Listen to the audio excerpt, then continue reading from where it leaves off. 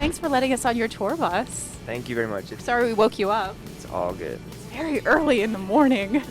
We basically just knocked on the door and he was sleeping and we woke him up. I said, who are you? Oh, you have a camera. I guess you're important. When you were writing, I heard you actually have insomnia, which is kind of ironic that we kind of woke you up. But is that sort of when you write? What is your process when you're writing? Yeah, ironically, those given nights where I do find it hardest to fall asleep are the given nights where the songs kind of write themselves. So it's kind of a blessing and a curse, really. But So in LA, it's like home away from home, which is ironic because I'm from a very small town, and how could you say that? it's something about it's very cozy. It's very cozy here. I've heard you say that you will never leave Owatonna, Minnesota. Is that true? Yeah, it's pretty safe to say. There's something very quaint, and very very cute, very honest about my little hometown, Owatonna, and it's always great to leave, but it's always great to come home. So when you're at home, I mean, you're like a rock star at home. Do you still have the anonymity that you used to have there? Do people kind of leave you alone? Are they kind of down to earth and they don't care? Or are they kind of big fans? They're very sweet. They're very genuine. I guess I can't really go to the grocery store without someone saying, "You're the guy, right? Can you sign my receipt or whatever?" But it's so endearing. You have fans so like all over the world though. Like your following kind of spreads, and a lot of artists don't have that. They have sort of like a concentrated either in the United States or Europe. Where are like the craziest fans? Craziest fans have to be in Indonesia or maybe the Philippines, kind of in there. For whatever reason, my music seems to really connect with the people there, and it's very surreal. I saw the video for Deer in the Headlights, and you were in the DeLorean from Back to the Future. It was the actual DeLorean from the actual films.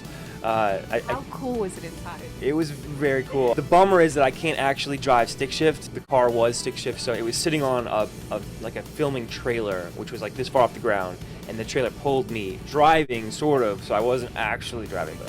So if you had your choice and you could actually go in there and go to any year, what year would you pick? I'm gonna actually go backwards because I think that something that's super romantic and exciting about the 40s.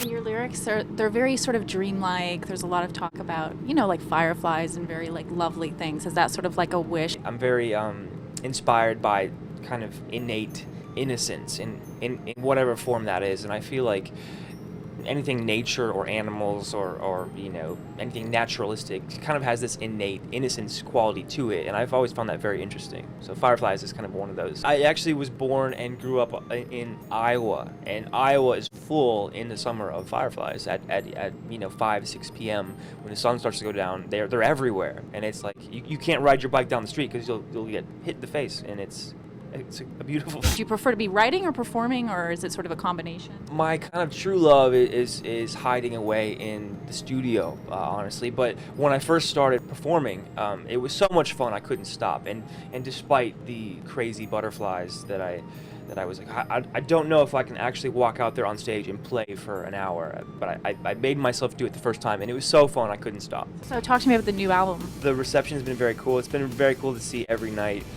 More and more kids start to know the lyrics to the new songs. Is it sort of as time goes on, they get more and more familiar? Yeah, it's cool to see them kind of sing more confidently every night, and I feel like a proud parent. It's cool. So your songs are like your kids in a way. A little bit, yeah. Everyone says, "What's your favorite song to play?" And I can never choose one because they're all like my kids. Do you see yourself like in the next 5 years? Because it seems like the music just kind of comes out of you at random. Where would you like to go with it?